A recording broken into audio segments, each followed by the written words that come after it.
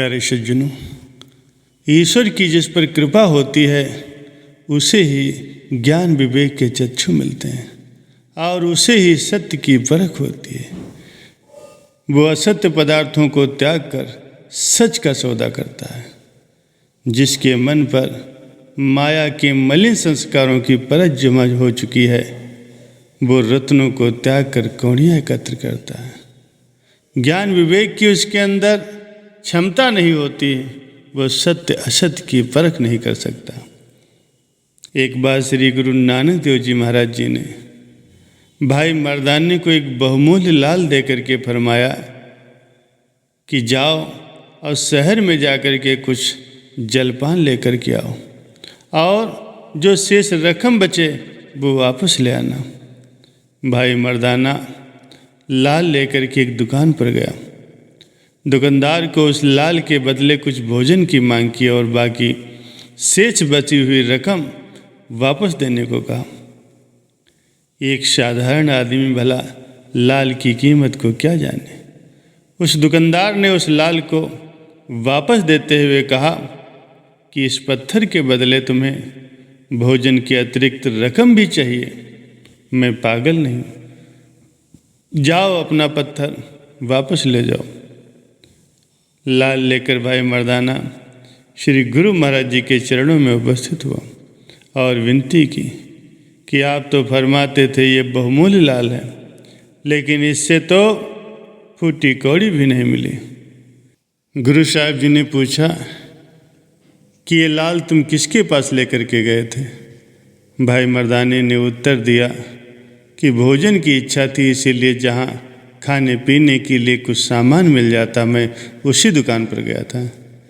गुरु साहब जी ने कहा कि लालों की परख केवल जौहरी को हुआ करती है, इसलिए तुम इस शहर के लाल सराय नाम के जौहरी के पास जाओ, वही तुम्हें इसकी वास्तविक कीमत का ज्ञान करवा सकता। आज्ञा पा करके भाई मर्दाना लाल सराय की दुकान पर गया और उसे वो लाल दिखाकर उसकी कीमत आंकने को कहा।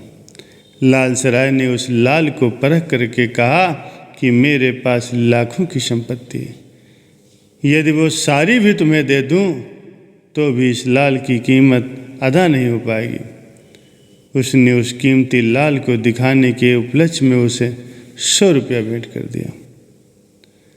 प्यारे सज्जनों, विचार करने की बात यह है कि उसी लाल को किसी ने तो साधारण पत्थर का टुकड़ा समझा और 4 आने भी नहीं दिए, और किसी ने उसका लाखों रुपयों से भी अधिक मूल्य दे डाला। ऐसे ही सद्गुरु के शब्द रूपी अनमोल लाल को कदरदान सिर के मूल पर भी सस्ता समझते हैं और अपना तन मन धन सब कुर्बान कर देते हैं। जिन्हें इस बात का ज्ञान नहीं है वे आप भी इस दात से वंचित रहते हैं और अपने संपर्क में आने वालों को भी इस लाभ से लाभान्वित होने में बाधा उत्पन्न करते हैं।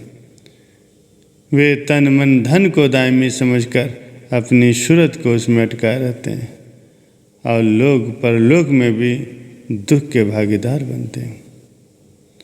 सिकंदर बादशाह ने अनेकों देशों पर विजय प्राप्त की थी और अथाह दौलत एकत्र की थी। वह अपने आप को दुनिया का बादशाह समझता था। अपनी वीरता पर गर्व से फूला नहीं समाता था। अपने देश की ओर वापस लौटते समय रास्ते में अकस्मात ही उसका स्वास्थ्य बिगड़ गया और वह असहनीय दर्द से छटपटाने लगा। उसने सभी अच्छे से अच्छे वैद्यों को बुला करके कहा, तुम जितना दिल चाहे उतनी संपदा ले लो, लेकिन किसी भी प्रकार से मेरी इस पीड़ा का निवारण कर दो। लेकिन वैद्यों ने कहा कि वे इस पीड़ा को मिटाने के लिए सर्वथा असमर्थ हैं। पुनः उसने अपने वीर सैनिकों को बुला करके कहा, आपने जिस पराक्रम से शत्रुओं को परास्त किया था उसी पराक्रम से मेरी इस पीड़ा को भी दूर करो।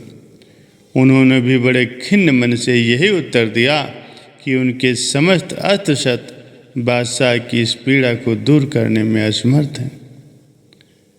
अपने वीर सिपाहियों से भी निराशाजनक उत्तर पाकर उसने अपनी रानियों और अन्य पारिवारिक लोगों के आगे अपनी पीड़ा को कम करने के लिए उनकी सहायता की मांग की, लेकिन उन्होंने भी कहा कि इस दुख से छुटकारे के लिए उनके पास कोई युक्ति नहीं।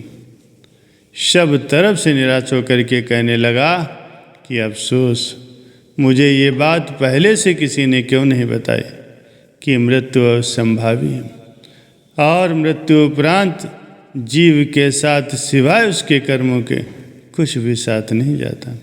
सारी जिंदगी जिन्हें अपना समझकर उनमें दिल लगाया रहा, अंत समय वो कुछ भी अपना न बना। इस प्रकार विचार करते हुए वो बहुत दुखी व परेशान होने लगा।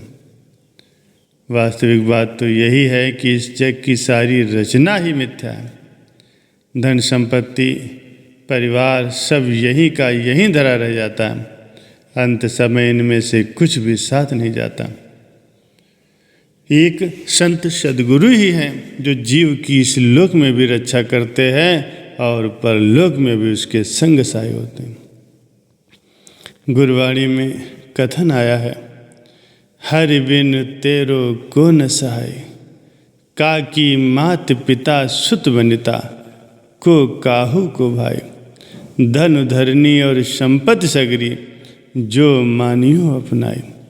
तन छूटे कछु संग न चाले, कहा ताहि लपटाए। दीन दयाल सदा दुख भंजन, ता शिव रिच न बढ़ाए।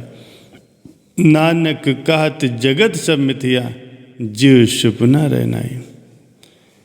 श्री गुरु तेग बहादुर जी महाराज जी फरमाते हैं कि हरि के सिवा जीव की सहायता करने वाला कोई भी नहीं। माता पिता पुत्र स्त्री भाई पारिवारिक जन, अंत समय कोई भी मददगार नहीं होता।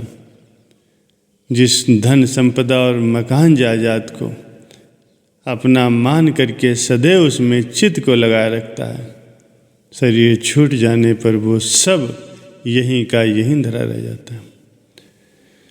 कुछ भी तुम्हारे साथ नहीं जाएगा, इसलिए स्वयं को उसमें क्यों लिप्त कर रहे हो।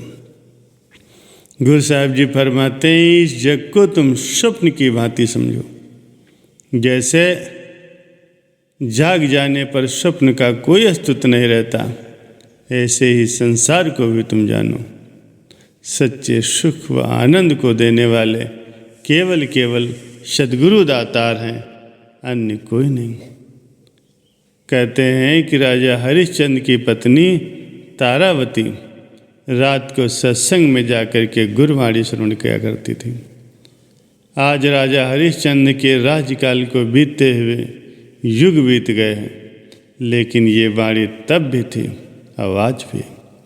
कहने का भाव ये है कि महापुरुषों की वाणी धुर की वाणी होती और ये युग युगांतरों से चली आ रहे हैं। अमर पुरुषों की वाणी अमर हुआ करती है और जो भी इसका हृदय से मनन करते हैं वे भी अमर हो जाते हैं। जो सत्य पर अडिग रहते हैं, महापुरुष श्री गुरु अर्जुन देव जी महाराज जी अपने मुख से उनकी महिमा का वर्णन करते हुए गुरबाणी में इस प्रकार से कथन करते हैं, सत्य वचन साधु उपदेश, सत्य ते जन जाके हृदय प्रवेश। फरमाते हैं कि केवल संतों का उपदेश ही सत्य है, उनकी वाणी उनके वचन ही सत्य हैं।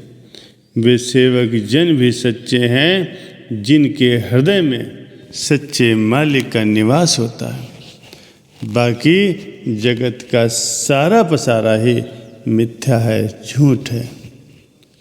वास्तविकता का बोध हो जाने पर बादशाह सिकंदर ने कहा कि मेरी मृत्यु के उपरांत मेरे दोनों हाथ कफन से बाहर रखना, ताकि सारी दुनिया ये देख सके और जान सके कि सारी दुनिया का बादशाह सिकंदर भी आज संसार से खाली हाथ वापस जा रहा। सबको ये सीख मिल सके कि संतों की सच्ची वाणी को हृदय में धारण करके ही सच्ची कमाई की जा सकती है, और यही कमाई यही पूंजी आगे लोक और परलोक में उसके काम आती है।